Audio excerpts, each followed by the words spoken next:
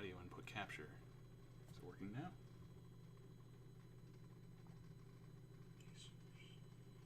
There's that better.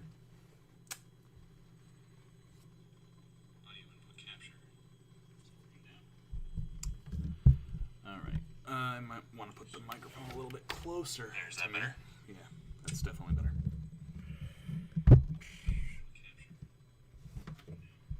Alright.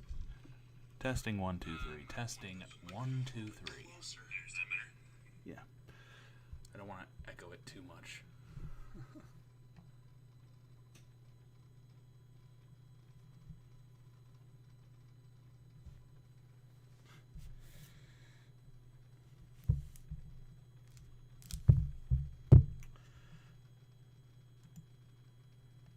Okay, let me see. Need to get a good picture for Twitter. Okay.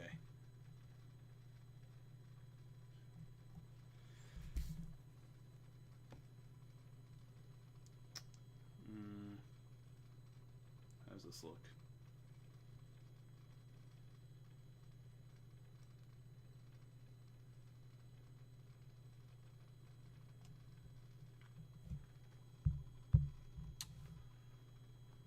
New pin chat. Okay. Whew.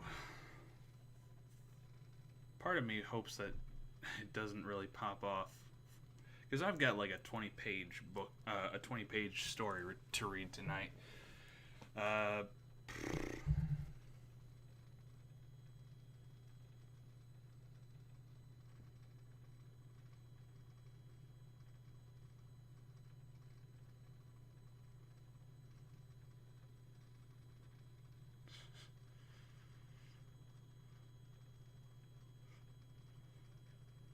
Whoops, I'm holding up my phone. Oh man, this isn't going to be easy. Oh, why am I so dumb? I can't do this. Snipping tool.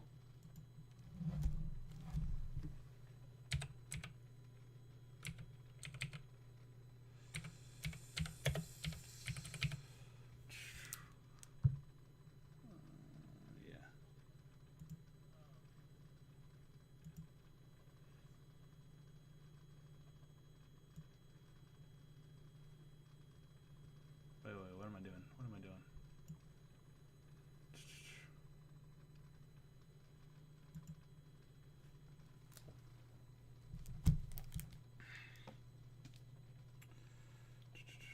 Snipping tool.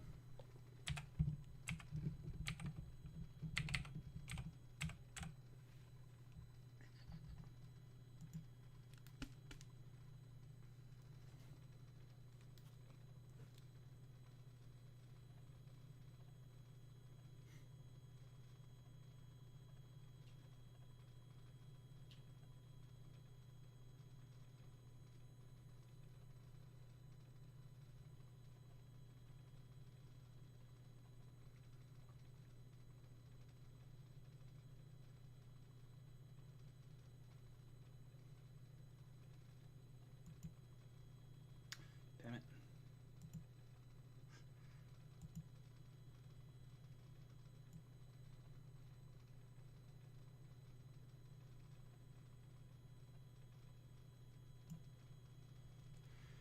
Alright, yep, we're saving that one. Save as stream pick. Alright. Save that. Let's go to Twitter real quick. We will get the show on the road here in a few minutes. Just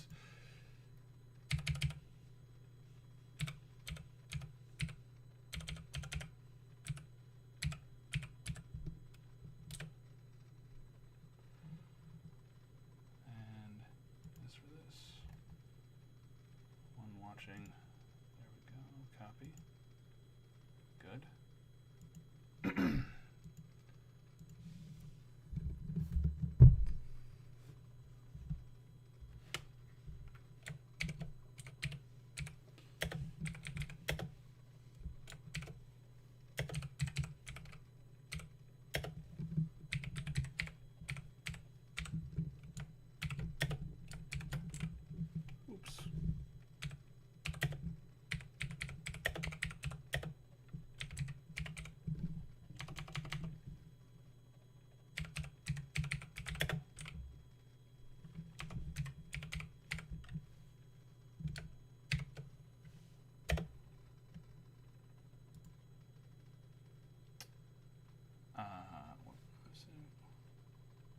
Excuse me. I copied. There we go. Stream.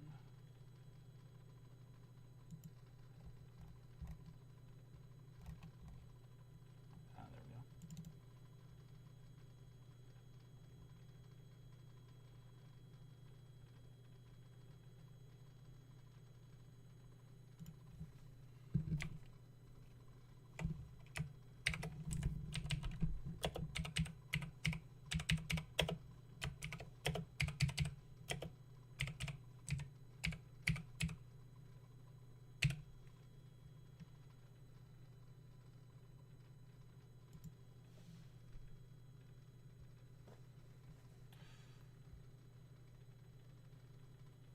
All right, back to business.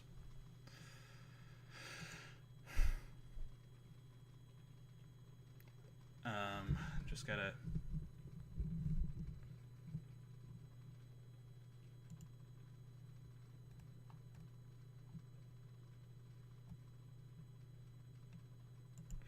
Oh, this will be interesting.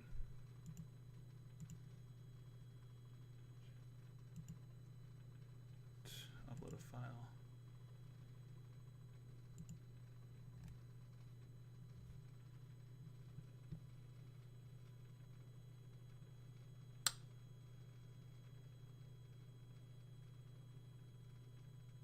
Where'd the picture go? There it is.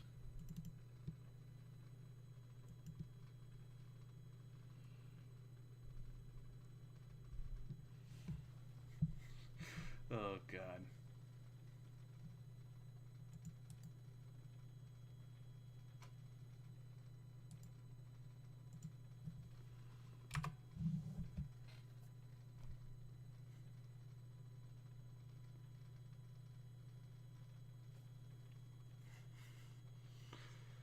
Alright, so enough of this dorky shit.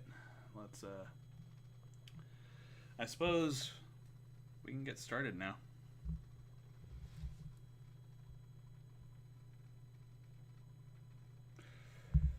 So, hello there. Happy Halloween, ladies and gentlemen.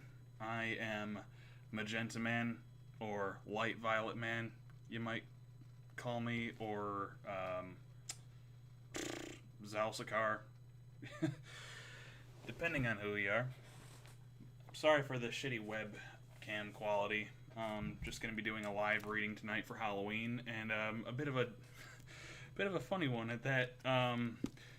Those of you who might know me a little bit, either from my gaming groups or from Twitter or Discord, I am a big fan of horror.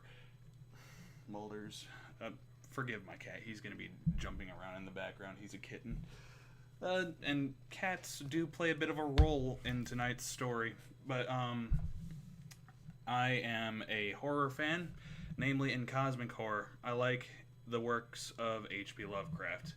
And I thought tonight would be a bit of a funny read, because there's a bit of a meme going around with HP Lovecraft about his racism. How his cat, he had a pet cat in his life, which was named a certain word, the N-word. I'm not gonna say that word, but there is actually a story of his in this book. This is a first edition Arkham House collection of HP Lovecraft works, and what I'm going to be doing is I'm going to be reading the story where the character in the story has a cat named that. The thing is, I'm not an idiot. I'm not gonna say that. Okay. I'm not gonna say the N-word. I'm going to call him. Heck, what should I call him? I'm gonna call him Mr. Nice Man or something like that. How about that, Mr. Nice Man? That's got a good ring to it.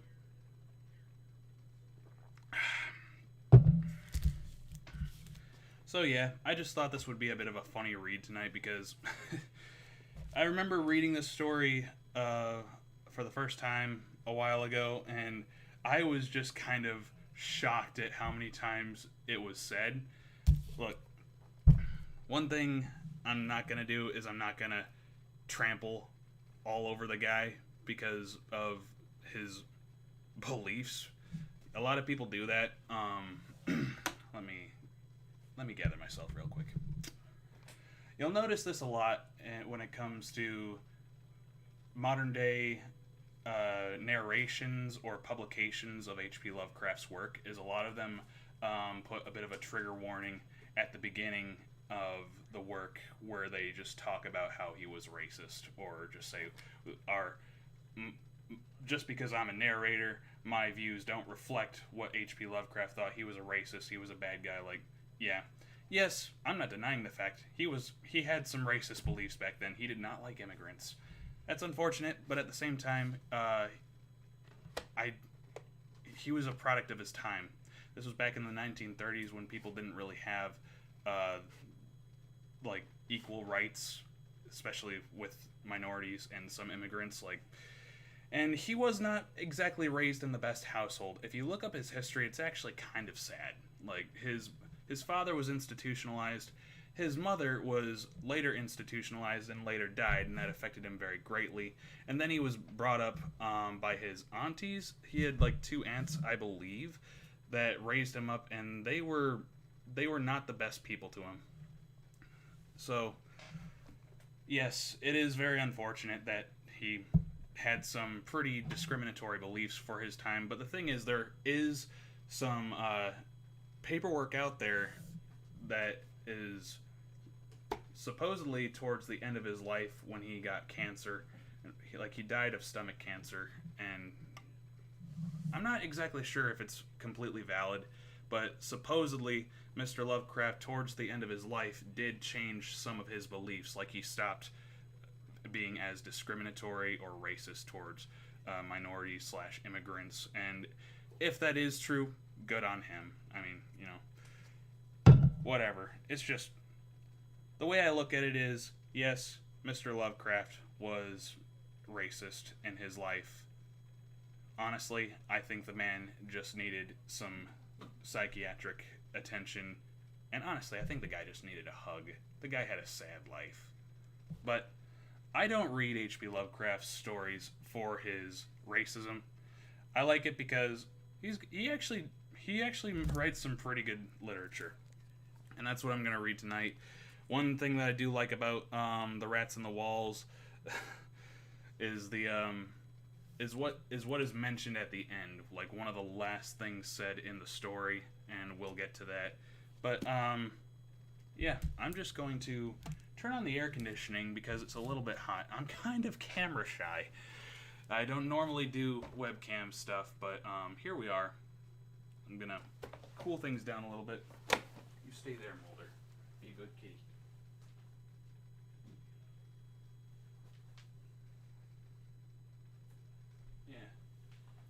Yeah, it's freaking 75 degrees in here, man. I need to turn that down.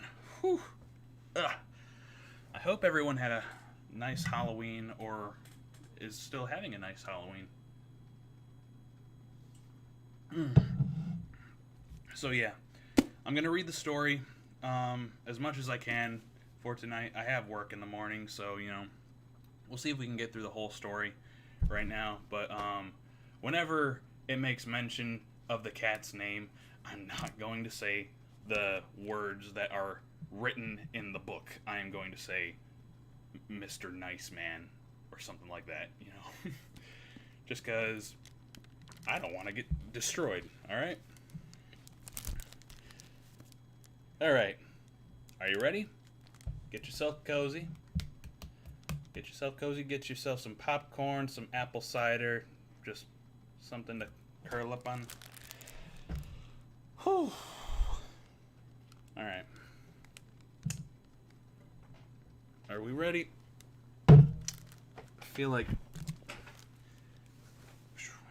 Randy Feltface when he wrote his novel.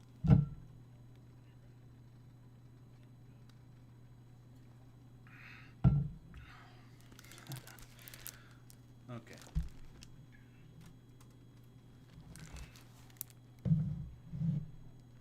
All right. Are we ready? All right. Let's go. Whew.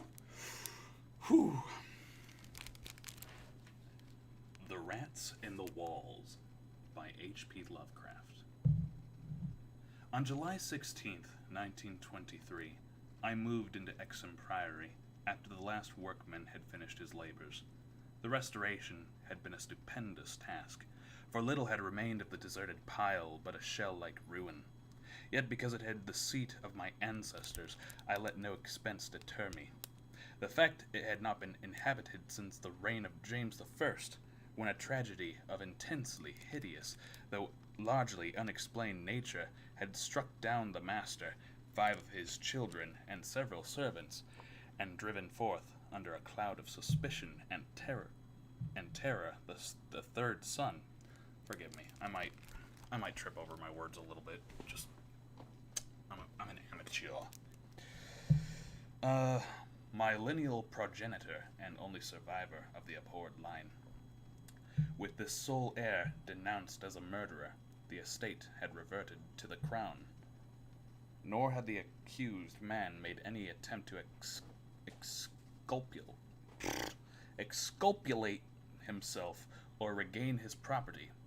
Shaken by some horror greater than that of conscience or of the law, and expressing only a frantic wish to exclude the ancient edifice from his sight and memory, Walter de la Poer, 11th Baron Exham, fled to Virginia, where he founded the family by which by the next century had become known as Delapoer. Exham Priory had remained untenanted, though later allotted the estates of the Norris family, and much studied because of its peculiarly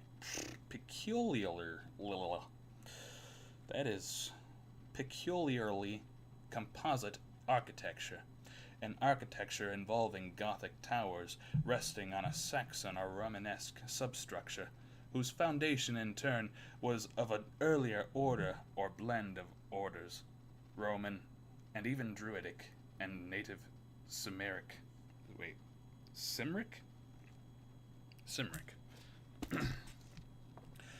If legend speaks truly, this foundation was a very singular thing, being merged on one side with the solid limestone of the precipice, from whose brink the priory had... Wait, why is this thing... Okay, gotta mute myself. Through which the...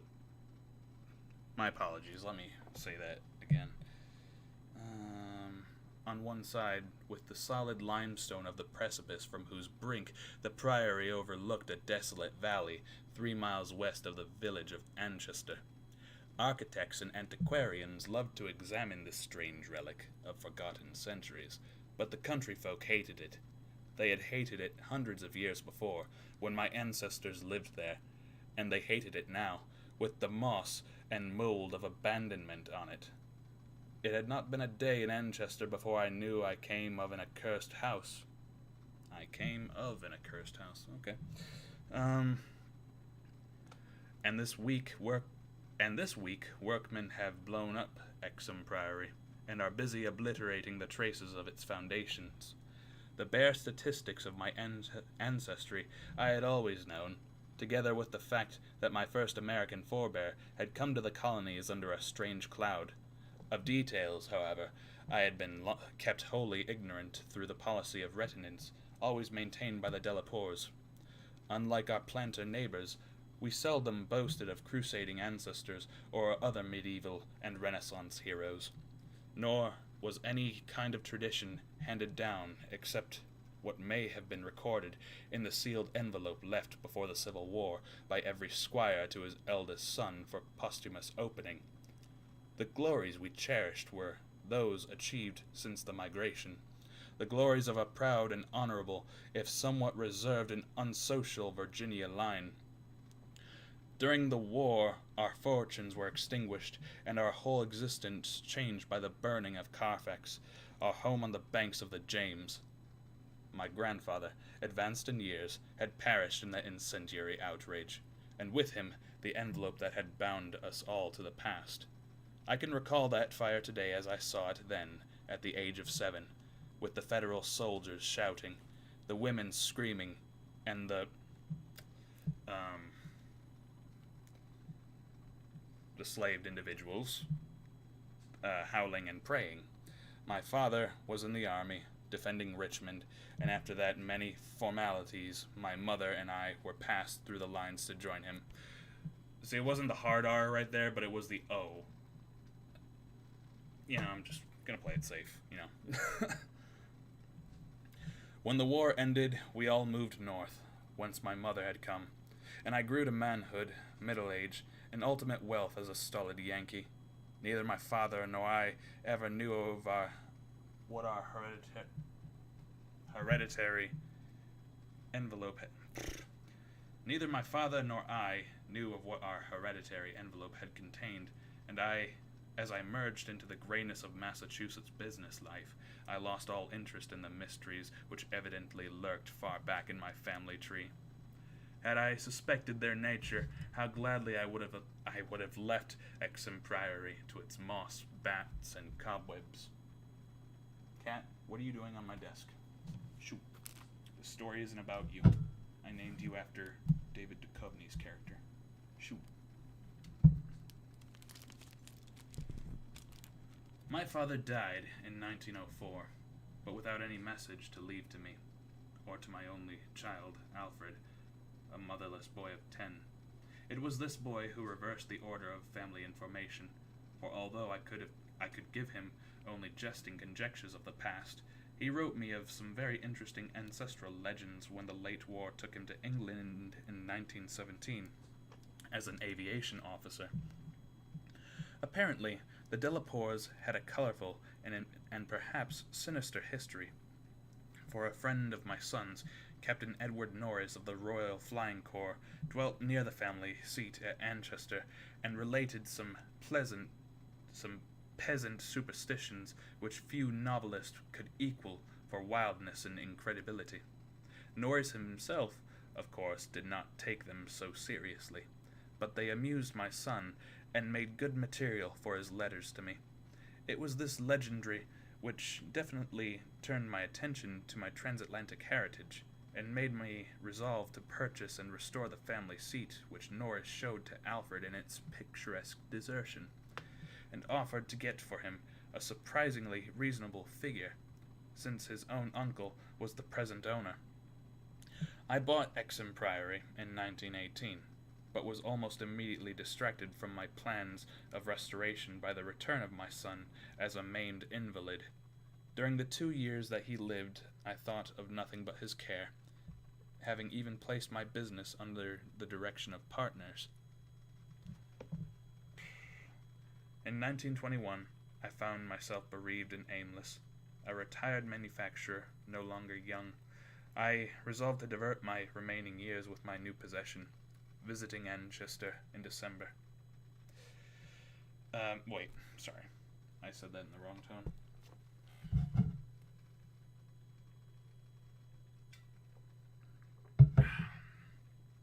Visiting Anchester in December, I was entertained by Captain Norris, a plump, amiable young man who had thought much of my son, and secured his assistance in gathering plans and anecdotes to guide in the coming restoration.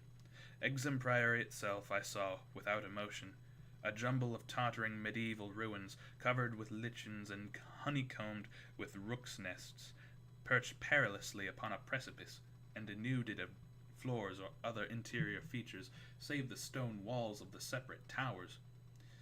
As I gradually recovered the image of the edifice as it had been when my ancestors left it over 3 centuries before, I began to hire workmen for the reconstruction. In every case, I was forced to go outside the immediate locality, for the Anchester villagers had an almost unbelievable fear and hatred of the place. The sentiment was so great that it was sometimes communicated to the outside laborers, causing numerous desertions, whilst its scope appeared to include both the priory and its ancient family. My son had told me that he was somewhat avoided during his visits because he was a Delapour, and I now found myself subtly ostracized for a like reason until I convinced the peasants how little I knew of my heritage. Even then they sullenly disliked me, so that I had to collect most of the village traditions through the mediations of Norris. What the people could not forgive, perhaps, was that I had come to restore a symbol so abhorrent to them. For, rationally or not, they viewed Exham Priory as nothing less than a haunt of fiends and werewolves. Piecing together the tales which Norris collected for me, and supplementing them with accounts of several savants who had studied the ruins, I deduced that Exham Priory stood on the site of a prehistoric temple, a druidical or antidruidical thing which must have been contemporary with Stonehenge. That indescribable rites had been celebrated there, few doubted, and there were unpleasant tales of the transference of these rites into the Sibyl worship which the Romans had introduced. Inscriptions still visible in the subcellar. Pardon me. Inscriptions still visible in the subcellar bore such unmistakable letters, such as Div, Ops, Magna, Mat, sign of the Magna Mater, whose dark worship was once vainly forbidden to Roman citizens. Anchester had been the camp of the 3rd Augustan Legion, as many remains attest, and it was said that the temple of Cybele was splendid and thronged with worshippers who performed nameless ceremonies at the bidding of a Phrygian priest. Tales added that the fall of the old religion did not end the orgies at the temple, but that the priest lived on in the new faith without real change. Likewise was it said that the rites did not vanish with the Roman power, and that certain among the Saxons added to what remained of the temple, and gave it the essential outline it subsequently preserved, making it the center of a cult feared through half the Heptarchy. Around 1000 A.D., the place is mentioned in a chronicle as being a substantial stone priory housing a strange and powerful monastic order, and surrounded by extensive gardens which needed no walls to exclude a frightened populace. It was never destroyed by the Danes, though after the Norman conquest it must have declined tremendously, since there is no impediment when Henry III granted the site to my ancestor Gilbert de la Poer, 1st Baron Exham, in 1261. Of my family, before this date, there is no evil report, but something strange must have happened to them. In one chronicle there is a reference to a de la Poer as cursed of God in 1307, whilst village legendary had nothing but evil and frantic fear to tell of the castle that went up on the foundations of the old temple and priory. The fireside tales were of the most grisly description, all the ghastlier because of their frightened retinence and cloudy evasiveness. They represented my ancestors as a race of hereditary daemons. That's an interesting spelling of demons. I've seen it before. It's D-A-E-M-O-N. Yeah. D-A-E. Daemons? Do I pronounce it as daemons? I'm just going to say demons. They represented my ancestors as a race of hereditary demons, beside whom Giles de Retz and Marquis de Sade would seem the various tyros, and hinted whisperingly at their responsibility for the occasional disappearances of villagers through several generations.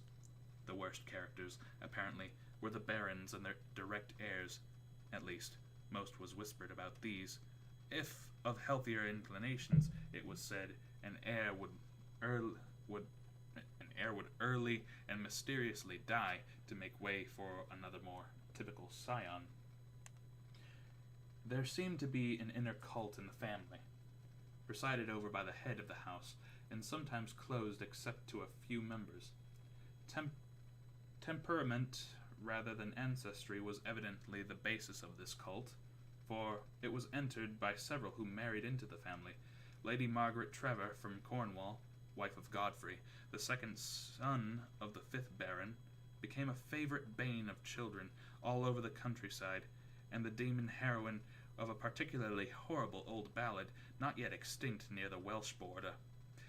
Preserved in balladry, too, though not illustrating the same point, is the hideous tale of Lady Mary de la Poer, who shortly after her marriage to the Earl of Shrewsfield was killed by him and his mother, both of the slayers being absolved and blessed by the priest, to whom they confessed that they dared not repeat to the world. The myths and ballads, typical as they were of crude superstition, repelled me greatly. Their persistence and their application to so long a line of my ancestors were especially annoying, whilst the imputations of monstrous habits proved unpleasantly reminiscent of the one known scandal of my immediate forebears, the case of my cousin, young Randolph Delapour of Carfax, who went among the slaved individuals and became a voodoo priest after he returned from the Mexican War. I was much less disturbed by the vaguer tales of wails and howling in the barren, windswept valley beneath the limestone cliff, of the graveyard stenches after the spring rains, of the floundering, squealing white thing on which Sir John Clave's horse had trod one night in a lonely field, and of the servant who had gone mad at what he saw in the priory in the full light of day. These things were hackneyed, spectral lore. These...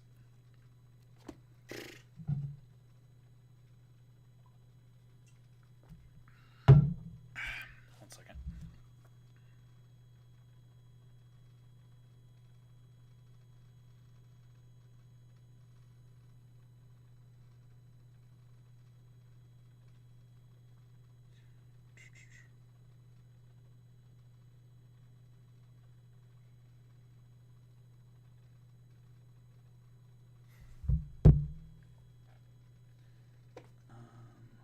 Beg your pardon. Where was I? These things were hackneyed spectral lore, and I was at the time a pronounced skeptic.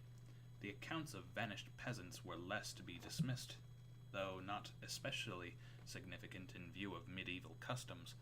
Prying curiosity meant death, and more than one severed head had been publicly shown on the bastions now effaced around Exham Priory. A few of the tales were exceedingly picturesque, and made me wish I had learnt more of the comparative mythology in my youth. There was, for instance, the belief that a legion of bat-winged devils kept witches' Sabbath each night at the priory, a legion whose sustenance might explain the disproportionate abundance of coarse vegetables harvested in the vast gardens. And, most vivid of all, there was the dramatic epic of the rats, the scampering army of obscene vermin which had burst forth from the castle 3 months after the tragedy that had doomed it to desertion. The lean, filthy, ravenous army which had swept all before it and devoured fowl, cats, dogs, hogs, sheep, and even 2 hapless human beings before its fury was spent. Around that unforgettable rodent army, a whole separate cycle of myths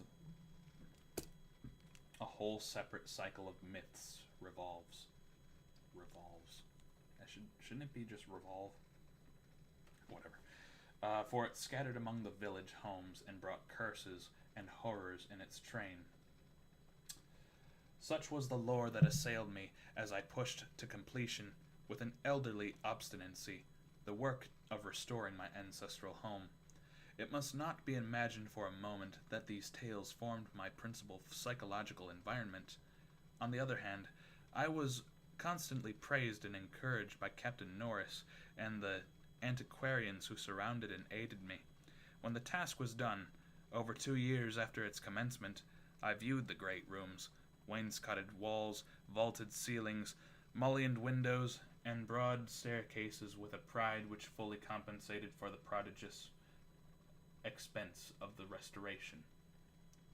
Every attribute of the Middle Ages was cunningly reproduced, and the new parts of the blended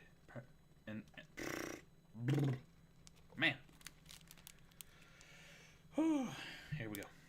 Every attribute of the Middle Ages was cunningly reproduced, and the new parts blended perfectly with the original walls and foundations. The seat of my fathers was complete, and I looked forward to redeeming at last the local fame of the line which ended in me.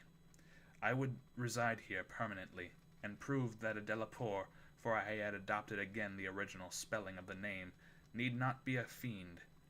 My comfort was perhaps augmented by the fact that, although Exham Priory was medievally fitted, its interior was in truth wholly new and free from old vermin and old ghosts alike. Ooh, here we go. This is the first time we hear the word. As I have said, I moved in on July 16th, 1923. My household consisted of 7 servants and 9 cats, of which latter species I am particularly fond. My eldest cat, Nice Man,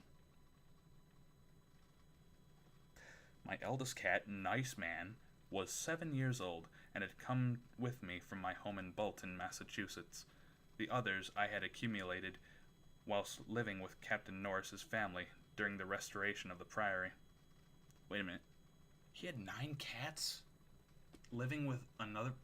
Dude, I bet the Norrises were ready to get rid of him. Oof. What a horrible roommate. For 5 days our routine proceeded with the utmost placidity, my times being spent mostly in the codification of the old family data. I had now obtained some very circumstantial accounts of the final tragedy and flight of Walter Delacour, which I conceived to be the probable contents of the hereditary paper lost in the fire at Carfax. It appeared that my ancestor was accused with much reason of having killed all the other members of his household, except 4 servant confederates, in their sleep, about 2 weeks after a shocking discovery which changed his whole demeanor, but which, except by implication, he disclosed to no one, save perhaps the servants who assisted him and afterward fled beyond reach. This deliberate slaughter, which included a father, 3 brothers, and 2 sisters, was largely condoned by the villagers, and so slackly treated by the law that its perpetrator escaped, honored, unharmed, and undisguised to Virginia, the general whispered sentiment being that he had purged the land of immemorial curse. What discovery had prompted an act so terrible, I could scarcely even conjecture. Walter Delacour must have known for years the sinister tales about his family, so that this material could have given him no fresh impulse. Had he, then, witnessed some appalling ancient rite, or stumbled upon some frightful and revealing symbol in the priory, or in its vicinity? He was reputed to have been a shy, gentle youth in England. In Virginia, he seemed not so much hard or bitter as harassed and apprehensive. He was spoken of in the diary of another gentleman adventurer, Francis Harley of Bellevue, as a man of unexampled justice, honor, and delicacy. On July 22nd occurred the first incident, which, though lightly dismissed at the time, takes on a preternatural. I can't talk tonight. I'm tired. I'm gonna make it through this story though.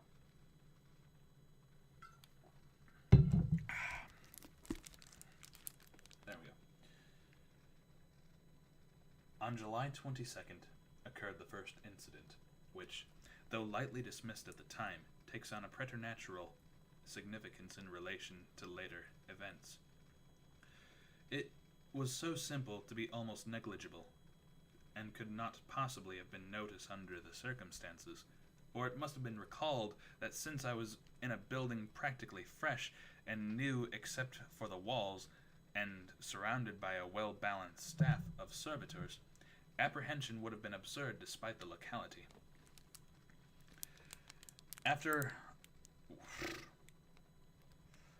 What I afterward remembered is merely this, that my old black cat, whose moods I know well, was undoubtedly alert and anxious to an extent wholly out of keeping with his natural character.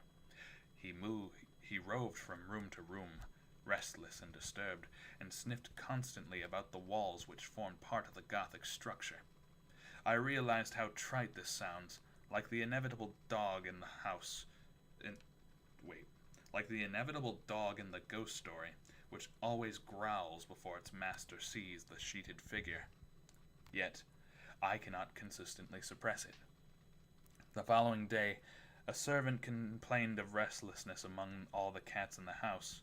He came to me in my study, a lofty west room in the second story, with groined arches, black oak paneling, and a triple Gothic window overlooking the limestone cliff and desolate valley, and even as he spoke, I saw the jetty form of Nice Man creeping along the west wall and scratching at the new panels which overlaid the ancient stone.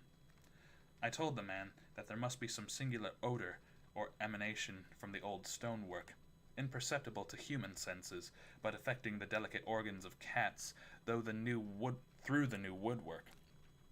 This I truly believed, and when the fellow suggested the presence of mice or rats, I mentioned that there had been no rats here for 300 years, and that even the field mice of the surrounding country could hardly be found in these high walls, where they had never been known to stray. That afternoon I called on Captain Norris, and he assured me that it would be quite incredible for field mice to infest a priory in such a sudden and unprecedented fashion. That night, dispensing, as usual, with a valet, I retired in the west tower chamber, which I had chosen as my own, reached from the study by a stone staircase and a short gallery, the former partly ancient, the latter entirely restored. This room was circular, very high, and without wainscoting. Wainscoting? Wainscoting. Okay. Being hung with arrows, which I myself had chosen in London. Seeing that Nice Man was with me, I shut the heavy Gothic door and retired it by the light of the electric bulbs which so cleverly counterfeited candles, finally switching off the light and sinking on the carved and canopied four-poster, with the venerable cat in his accustomed place across my feet. I did not draw the curtains, but gazed out at the narrow north window which I faced. There was a suspicion of aurora in the sky, and the delicate traceries of the windows were pleasantly silhouetted. At some time I must have fallen quietly asleep, for I recall a distinct sense of leaving strange dreams when the cat started violently from its placid position. I saw him in the faint auroral glow, head strained forward, 4 feet on my ankles, and hind feet stretched behind. He was looking intensely at a point on the wall somewhat west of the window, a point which to my eye had nothing to mark it, but toward which all my attention was now directed.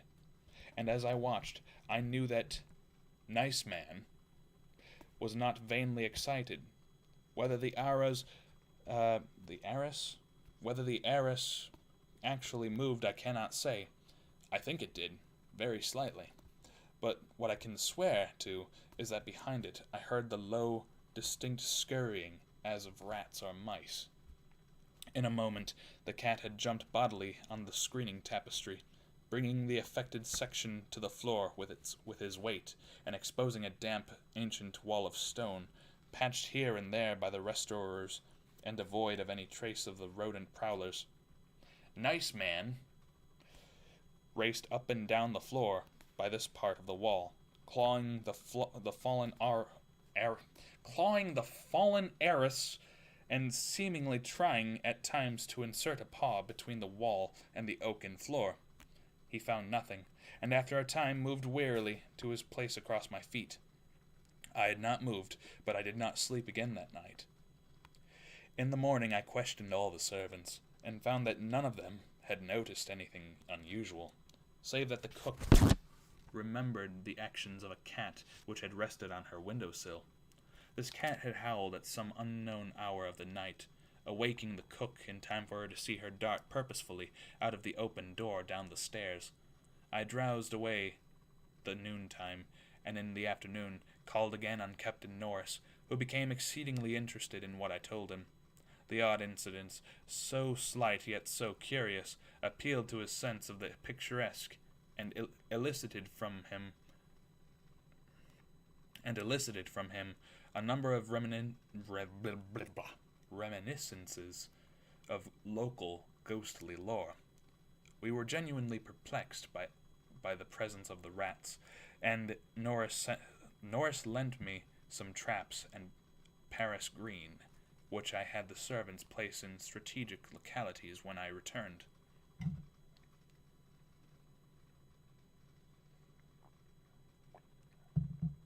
I retired early, being very sleepy, but was harassed by dreams of the most horrible sort. I seemed to be looking down from an immense height upon a twilight grotto, knee-deep in filth, where a white-bearded demon swineherd drove about with his staff a flock of fungus, flabby beasts, whose appearance filled me with unutterable loathing. Then, as the swineherd paused and nodded over his task, a mighty swarm of rats rained down on the stinking abyss and fell to devouring beasts and man alike. From this terrific vision I was abruptly awakened by the motions of Nice Man, who had been sleeping as usual across my feet. This time I did not have to question the source of his snarls and hisses, and of the fear which had made him sink his claws into my ankle, unconscious of their effect, for on every side of the chamber the walls were alive with nauseous sound, the verminous slithering of ravenous gigantic rats. There was now no aurora to show the state of the arras, the fallen section which had been replaced, but I was not too frightened to switch on the light. As the bulbs leapt into radiance, I saw a hideous shaking all over the tapestry, causing the somewhat peculiar designs to execute a singular dance of death. This motion disappeared almost at once, and the sound with it. Springing out of bed, I poked at the arras with the long handle of a warming pan that rested near, and lifted one section to see what lay underneath.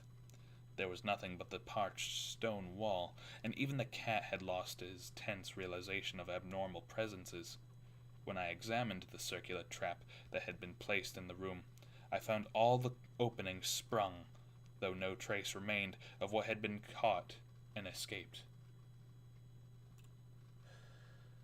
Further sleep was out of the question, so, lighting a candle, I opened the door and went out in the gallery toward the stairs to my study, Nice Man following at my heels. Before we reached the stone steps, however, the cat darted ahead of me and vanished down the ancient flight. As I descended the stairs myself, I became suddenly aware of the sounds in the great room below, sounds of a nature which could not be mistaken. The oak-paneled walls were alive with rats, scampering and milling, whilst Nice Man was racing about with the fury of a baffled hunter. Reaching the bottom, I switched on the light, which did not this time cause the noise to subside. The rats continued their riot, stampeding with such force and distinctness that I could finally assign their motions a definite direction. These creatures, and their numbers apparently inexhaustible, were engaged in one stupendous migration from inconceivable heights to some depth, conceivably or inconceivably below.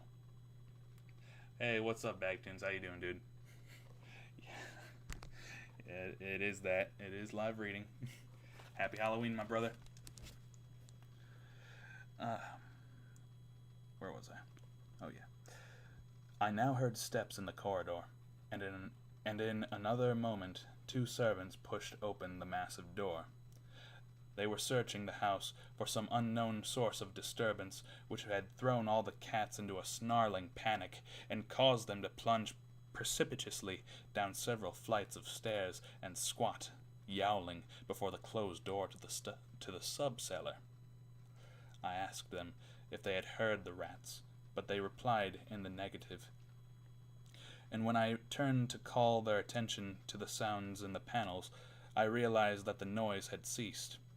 With the two men, I went down to the door of the sub-cellar, but found the cats had already dispersed. Later I resolved to explore the crypt below, but for the present I merely made a round of the traps. All were sprung, yet all were tenantless. Satisfying myself that no one had heard the rats save the felines and me, I sat in my study till morning, thinking profoundly, and recalling every scrap of legend I had unearthed concerning the building I inhabited. I slept some in the forenoon, leaning back in one comfortable library chair which my medieval plan of furnishing could not banish. Plan of furnishing? Okay. Later I telephoned to Captain Norris, who came over and helped me explore the sub-cellar. Absolutely nothing untoward was found, although we could not repress a thrill at the knowledge that this vault was built by Roman hands. Every low arch and massive. Yeah, doing great, man. Happy Halloween. I'm happy for you, bro. Every low arch and massive pillar was Roman, not the debased Romanesque of the bungling Saxons, but the severe and harmonious classicism of the age of the Caesars. Indeed, the walls abounded with inscriptions familiar to the antiquarians who had repeatedly explored the place. Things like P. Gite, prop. It's broken Roman. I can't really read everything about it. Temp, Donna, and Elpric vis Pontife Attis. The reference of Attis made me shiver, for I had read Catullus and knew something of the hideous rites of the Eastern god, whose worship was so mixed with that of Cybele. Norris and I, by the light of the lanterns, tried to interpret the odd and nearly effaced designs on certain irregularly rectangular blocks of stone generally held to be altars, but could generally held to be altars. I need a drink of water.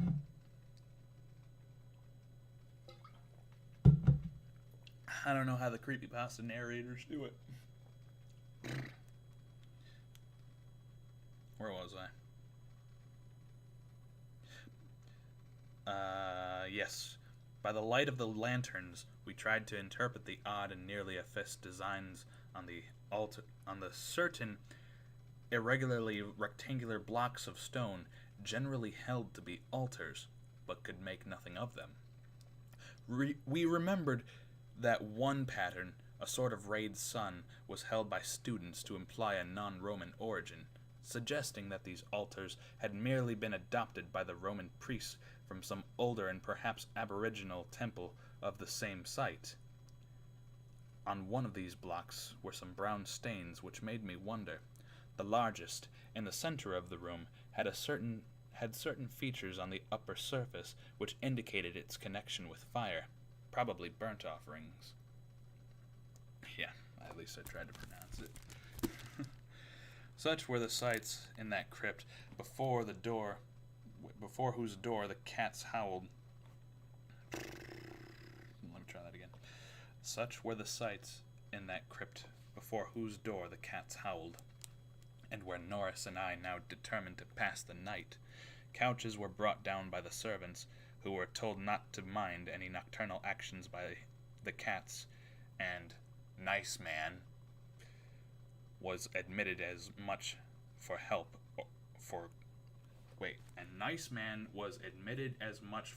as for companionship. Okay, so they brought the cat in just to keep them company.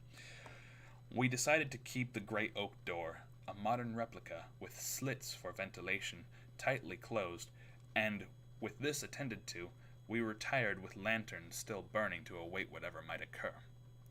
The vault was very deep within the foundations of the priory, and undoubtedly far down on the face of the beetling limestone cliffs overlooking the waste valley. That it had been the goal of the scuffling and unexplainable rats, I could not doubt, though why, I could not tell. As we lay there expectantly, I found my vigil occasionally mixed with half-formed dreams from which the uneasy motions of the cat across my feet would rouse me. These dreams were not wholesome, but horribly like the ones I had the night before. I saw, again, in the twilight grotto, and the swineherd with his unmentionable fungus beast wallowing in filth. As I looked at these things, they seemed nearer and more distinct, so distinct that I could almost observe their features. Then I did observe the flabby creatures of one of them, and awaked with such a scream that Nice Man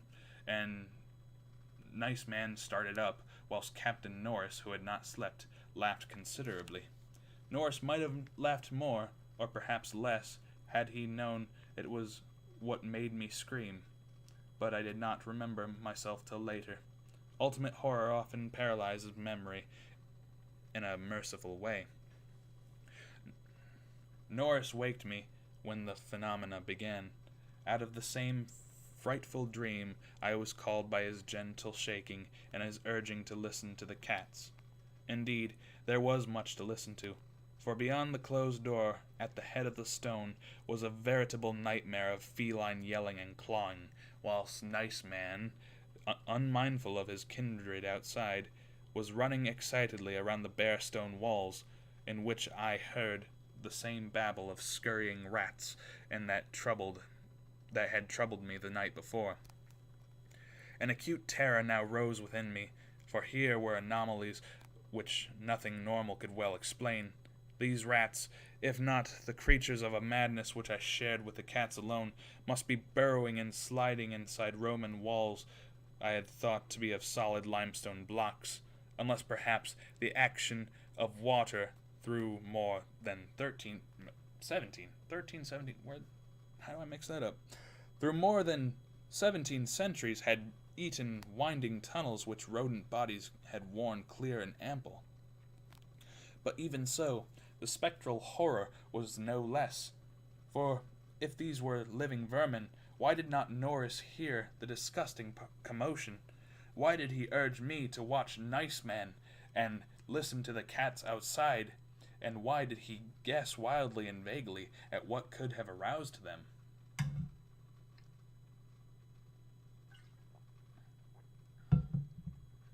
By the time I had managed to tell him, as rationally as I could, what I thought I was hearing, my ears gave me the last fading impression of the scurrying, which had retreated still downward, far underneath the deepest of subcellars, till it seemed as if the whole cliff below were riddled with questing rats. Norris was not as skeptical as I had anticipated, but instead seemed profoundly moved. He motioned to me to notice that the cats at the door had ceased their clamor, as if giving up the rats for lost, while Nice Man had a burst of renewed restlessness, and was clawing frantically around the bottom of the large stone altar in the center of the room, which was nearer Norris's couch than my own. My fear of the unknown at this point was very great. Something astounding had occurred, and I saw that Captain Norris, a younger, stouter, and presumably more naturally materialistic man, was affected fully as much as myself, perhaps because of his lifelong and intimate familiarity with local legend. We could for the moment do nothing but watch the old black cat as he pawed with decreasing fervor at the base of the altar, occasionally looking up and mewing to me in a persuasive manner which he used when he wished me to perform some favor for him. Norris now took a lantern close to the altar and examined the place where Nice Man was pawing, silently kneeling and scraping away the lichens and sentries which joined the massive pre-Roman block to the tessellated floor. He did not find anything, and was about to abandon his efforts when I noticed a trivial circumstance which made me shudder, though it implied nothing more than I had already imagined. I told him of it, and we both looked at its most imperceptible manifestation with the fixedness of fascinated discovery and acknowledgment. It was only this, that the flame of the lantern set down near the altar was slightly but certainly flickering from a draught of air which had not been received before, and which came indubitably from the crevice between the floor and the altar where Norris was scraping away the lichens. Lichens or lichens or lichens. It's spelt lichens. Lichens. We spent the rest of the night in the brilliantly lighted study, nervously discussing what we should do next.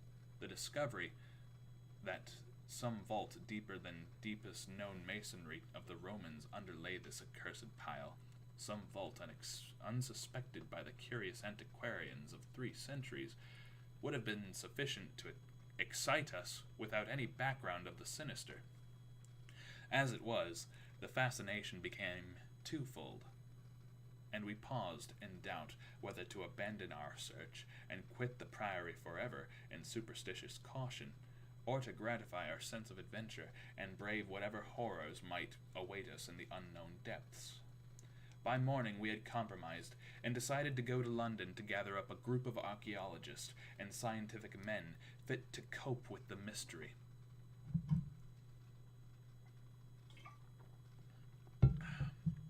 It should be mentioned that before leaving the subcellar, we had vainly tried to move the central altar, which we now recognized as the gate to a new pit of nameless fear. What secret would open the gate wiser men than we would have to find? During many days in London, Captain Norris and I presented our facts, conjectures, and legendary anecdotes to 5 eminent authorities, all men who could be trusted to respect any family disclosures which future explorations might develop. We found most of them little disposed to scoff, but, instead, intensely interested and sincerely sympathetic. It is hardly necessary to name them all, but I may say that they included Sir William Brinton, whose excavations in the Troad excited most of the world in their day. As we all took the train for Manchester, I felt myself poised on the brink of frightful revelations, a sensation symbolized by the air mourning among the many Americans at the unexpected death of the president on the other side of the world. I felt myself poised on the brink of the frightful revelations. Oh, this was back in the 1920s, so this must have been when the president must have died in office at that time. I don't remember which president was in office after World War I.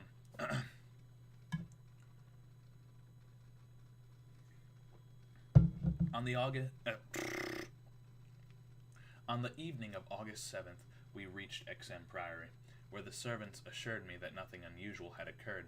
The cats, even old Nice Man, had been perfectly placid, and not a trap in the house had been sprung.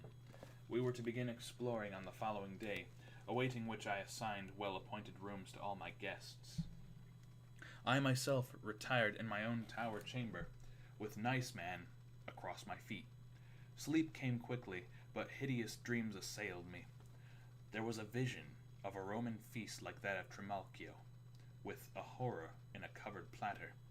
Then came the damnable, recurrent thing about the swineherd and his filthy drove in the twilight grotto. Yet when I awoke it was full daylight, with normal sounds in the house below. The rats, living or spectral, had not troubled me, and Nice Man was still quietly asleep. On going down, I found that the same tranquillity had prevailed elsewhere, a condition which one of the assembled servants, a fellow named Thornton, devoted to the psychic, rather absurdly laid.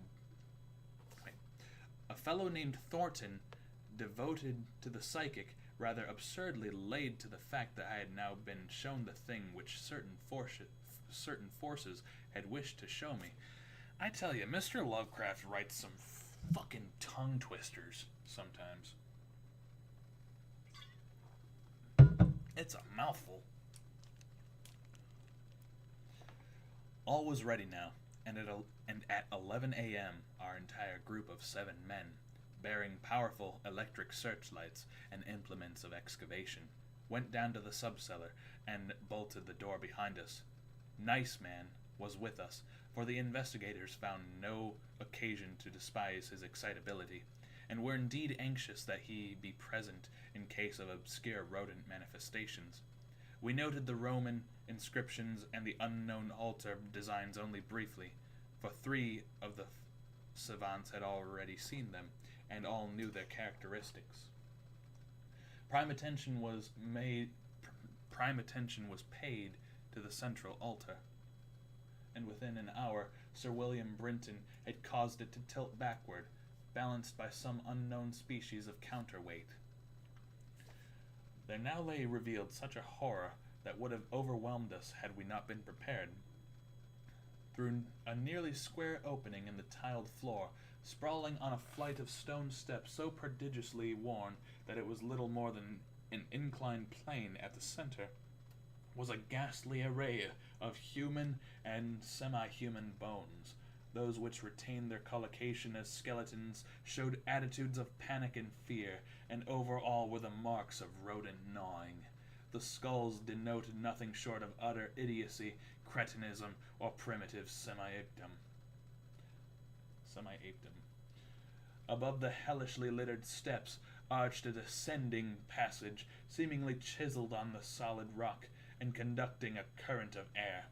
This current was not.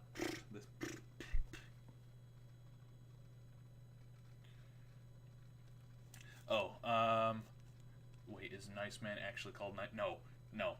When I look at the camera and say Nice Man, it's not Nice Man. It is N-word Man, and it's not N-word ending with an A. It's the hard R, dude. E-R, dude.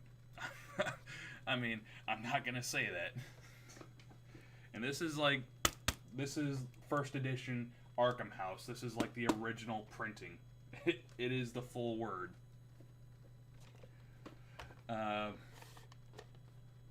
Where was I?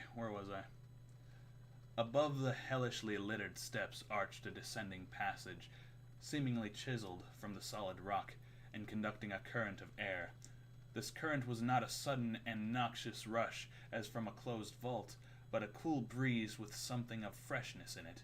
We did not pause long, but shiveringly began to clear a passage down the steps.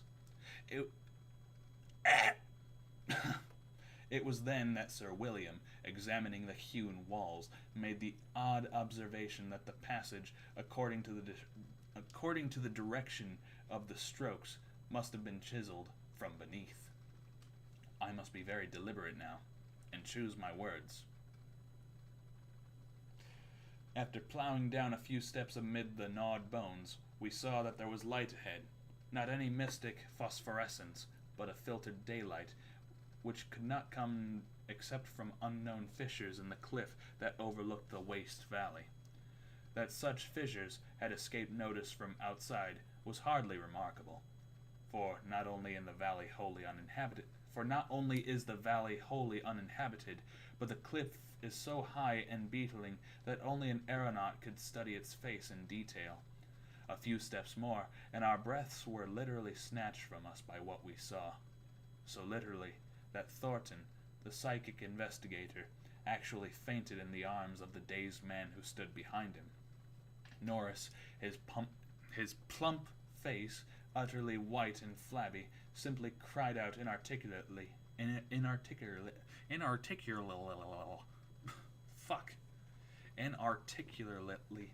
I can't talk. Someone help me. Inarticulately. There we go. Yes! Whilst I think that what I did was to gasp or hiss and cover my eyes, the man behind me, the only one of the party older than I, croaked the hackneyed, "My God!" in the most cracked voice I ever heard, of 7 cultivated men. Only Sir William Brinton retained his composure, a thing the more to his credit because he led the party and must have seen the sight first. It was a twilit grotto of enormous height, stretching away farther than any eye could see, a subterraneous world of limitless mystery and horrible suggestion. There were buildings and other architectural remains. In one terrified glance, I saw a weird pattern of tumuli. Tumuli? Odd word. A savage circle of monoliths, a low-domed Roman ruin, a sprawling Saxon pile, and an early English edifice of wood. But all these were dwarfed by the ghoulish spectacle presented by the general surface of the ground. For yards about the steps extended an insane tangle of human bones, or bones at least as human as those on the steps.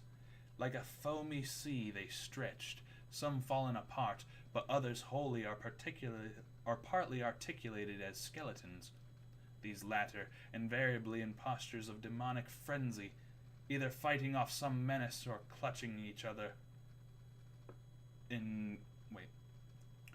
either fighting off some menace or clutching other forms with cannibal intent.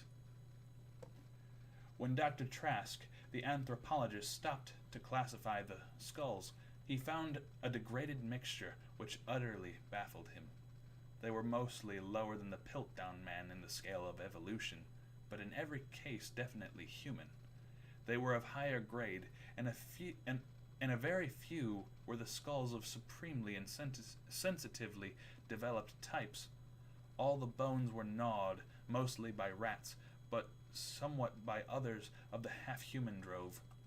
Mixed with them were many tiny bones of the rats, fallen members of the lethal army which closed the ancient epic. I wonder that any man among us lived and kept his sanity through that hideous day of discovery. Not Hoffman or Heisman's could conceive a scene more widely incredible or frenetically repellent, or more gothically grotesque than the twilit grotto through which we seven staggered, each stumbling on revelation after revelation, and trying to keep for the nonce from thinking the events which must have taken place there 300 or 1,000 or 2,000 or 10,000 years ago. It was an antechamber of hell, and poor Thornton fainted again when Trask told him that some of the skeletons must have descended as quadrupeds through the last 20 or more generations. Horror piled on horror as we began to interpret the architectural remains. The quadruped things, with their occasional recruits, the biped class, had been kept in stone pens, out of which they must have broken in their last delirium of hunger or rat fear. There had been great herds of them, evidently flattened on the coarse vegetables whose remains could be found at some sort of poisonous ensilage at the bottom of huge stone bins older than Rome. I knew now that my ancestors had had extensive gardens. Would to heaven I could forget. The purpose of the herds I did not have to ask. Sir William, standing with his searchlight in the Roman ruin, translated aloud with the most shocking ritual I have ever known, and told of the diet of the antediluvian cult with which the priests of Cybele found and mingled with their own. Norris, used as he was to the trenches, could not walk straight when he came out of the English building. It was a butcher's shop. Pardon me.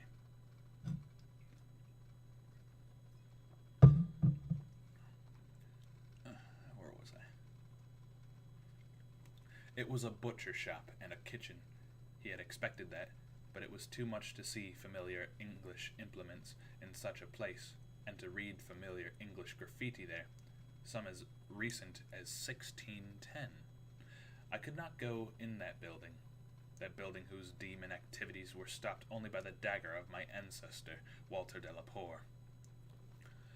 What I did venture to enter was the low Saxon building, whose oaken door had fallen, and where I found a terrible row of 10 stone cells with rusty bars.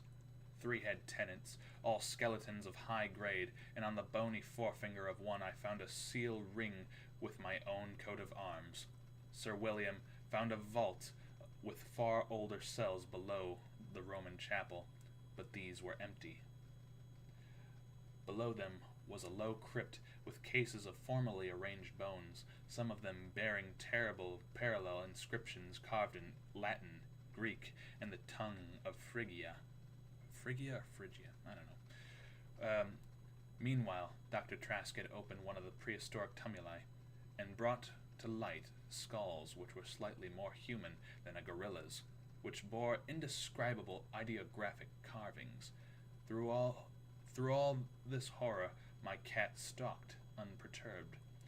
Once I saw him monstrously perched atop a mountain of bones, and wondered at the secrets that might lie behind his yellow eyes.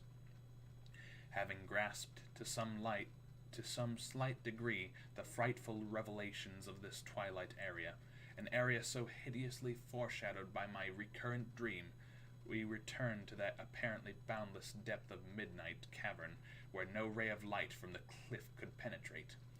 We shall never know the sightless Stygian worlds yawn.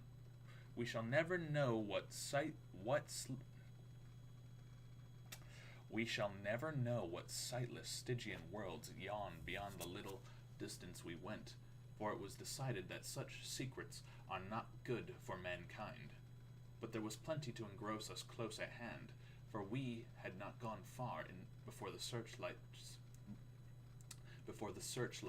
showed that accursed infinity of pits in which the rats had feasted, whose sudden lack of replenishment had driven the ravenous rodent army first to turn on the living herds of starving things, and then to burst forth from the priory in that historic orgy of devastation which the peasants will never forget. God, those carrion black pits of sawed, picked bones and open skulls, those nightmarish chasms choked with the pithecanthropoid. How the fuck did I say that right the first time? Those nightmarish chasms choked with the pithecanthropoid, Celtic, Roman, and English bones of counting unhallowed centuries. Some of them were full, and none can say how deep they had once been. Others were still bottomless to our searchlights, and peopled by unnameable fancies. What, I thought, to the hapless rats that stumbled into such traps amidst the what I thought of the hapless rats that had stumbled into such traps amidst the blackness of their quests in this grisly Tartarus. Once my foot slipped near a horribly yawning brink, and I had a moment of ecstatic fear.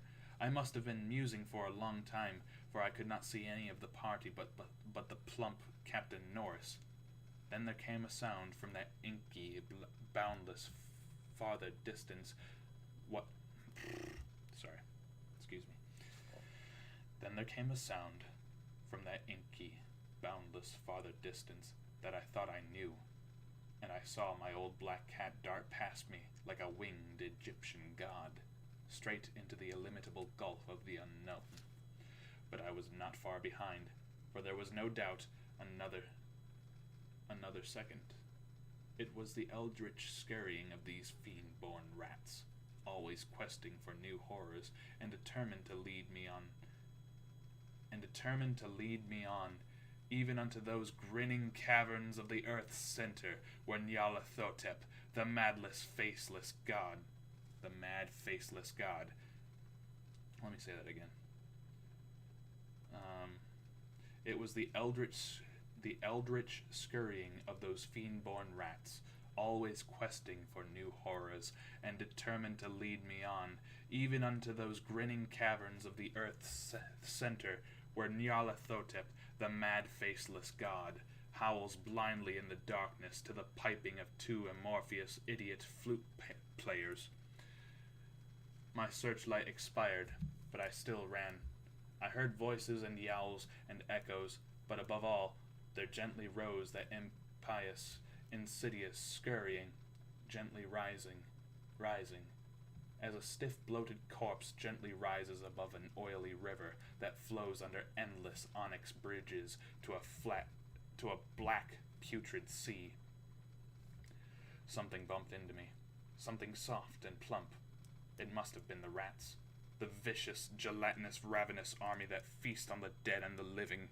What Why shouldn't rats eat a Delapore as a Delapore eats forbidden things? The war ate my boy, damn them all, and the Yanks ate Carfax with flames and burnt the Grancia Delapore and the secret. No, no, I tell you, I am not that demon swineherd in the Twilit Grotto. It was not Edward Norris's fat face on that flabby fungus thing. Who says I am a Delapore? He lived, but my boy died. Shall a Norris hold the lens of a Delapore? It's voodoo, I tell you. That spotted snake. Curse you, Thornton. I'll teach you to faint at what my family do. Blood, thou stinkard. I'll learn ye how to guss. All ye shrunk me thilt ways. Magna Mater. Magna Mater. Atis. Dia ad adwan agus bas donakot. Dosort. Agus letsa. Ungo. Rich. That is what they say I said when they found me in the blackness after 3 hours.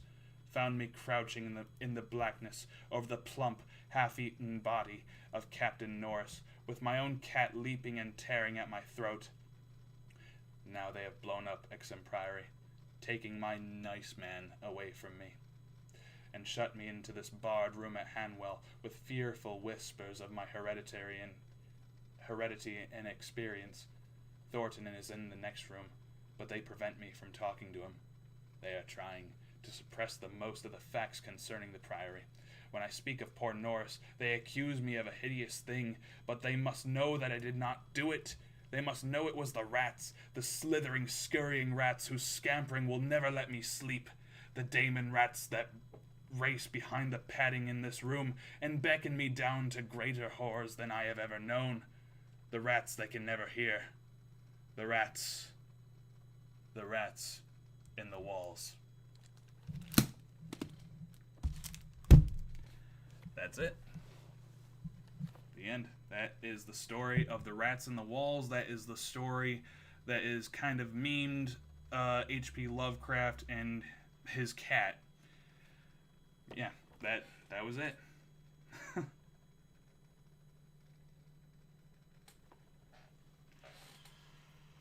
Whew. Give me a second. I need to fill up my water. I'll be back in just a moment.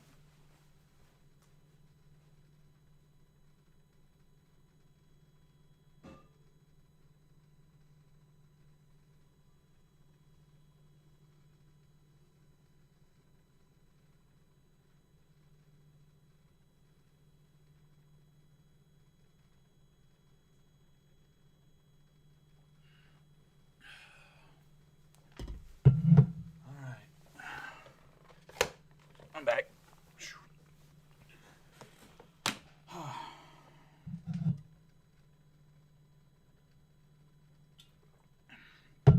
The reason that I like this story mainly is because it references very shortly Nyarlathotep. I fucked up the narration around that time. I had to say it again, but I really like the mention of Nyarlathotep.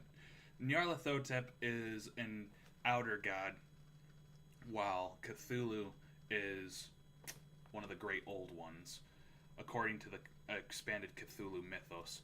Now, there's a lot of theories surrounding Nyarlathotep, but he's generally known as a shape-shifting god, known by names such as the mad faceless god, the god of 1,000 faces, the black pharaoh.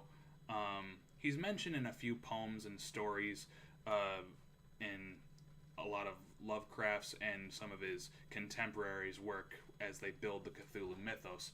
And just to hear it in the story, even just as a passing mention, I always thought was cool.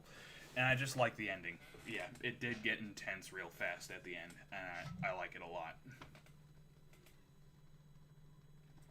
Yeah, and I think he probably said N-word man like 40 times at least. That's pretty much the thing that makes the meme of Lovecraft's cat's name. Yeah. Well, it is 10 p.m. I need to get ready for bed. No, they're not on the same level then. Yeah. It is... There's a lot of theories that go around Nyarlathotep. Some people try to do the thing where they do mashups of the Elder Gods, like who would win in a fight, Cthulhu or Hastur, Cthulhu or Nyarlathotep.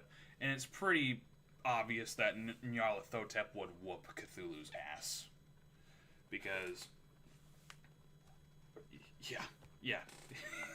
He said it so many times. But anyways, yeah, Nyarlathotep has a lot more power as an outer god than Cthulhu does as one of the great old ones. Yeah, you'd have to really get into the Lovecraft lore and the Cthulhu mythos, because the Cthulhu mythos, I don't really think too much is about Lovecraft, more about the works of his friends that just kind of built off his work and made his shit popular after he died. Because HP Lovecraft only published 2 stories actually in his life. One of them was The Shadow over Innsmouth, which is a different story. That one was supposed to publish 400 copies, but the thing was 200 of them got destroyed. I think in a fire, or they just got destroyed because of bad printing. Like, the company that he published them through had a bad habit of binding their books wrong, like just horrible binding work. So there's only 200 copies of The Shadow over Innsmouth from Lovecraft's time in circulation, and they're fucking expensive. They range from anywhere from $4,000 to $10,000. And the other book was The Outsider? Was it The Outsider? I don't remember that book, but that one was really just published as a private work between him and his friends. Everything else, when Lovecraft died of stomach cancer, one of his friends, his pen pals, a guy named August Derleth, went to his house and found all of his works, like all of his stories that had been, like, a lot of his stories had been published in magazines, but never published as a book. So when August Derleth found all of his work, he made his own publishing house called Arkham House. Yeah. Arkham, you might hear it from Batman, like Arkham Asylum. The name Arkham actually comes from HP Lovecraft because it's a town in Massachusetts in his work. Yeah, it is an expensive book. But, so August Derleth basically took all of Lovecraft's work and made his own publishing house for the sole reason of publishing Lovecraft's work in these collections, so he could help his friend. Become popular posthumously, and at the same time make a little bit of cash. So a lot of people think that August Derleth is a bit of a hack because he did build off of Lovecraft's work, but at the same time he did not share the same views as Lovecraft. So the Cthulhu mythos became a much more diversified, like, good versus evil thing. Like, Cthulhu is an antagonistic force in the world, whereas there are gods that are good, or people that are good fighting against Cthulhu. Like, it's weird. It stopped being about horror and more of a fight between good and evil with horrific tones. I don't know. Personally, I don't really give a shit. I just like the Cthulhu mythos in general. But yeah. Where did this stem from? That got intense fast. Yeah, they're not on the same level. Yeah. That's where it came from. And so, yeah, there's a bunch of different stories between H.P. Lovecraft, August Derleth, I forgot the name of the other guys. But yeah. Yeah, that's it. I gotta get to bed. Thank you for joining the stream, Bagtoons. You're a good pal. Hope you had a happy Halloween, and I'm going to call it quits for the night. All right.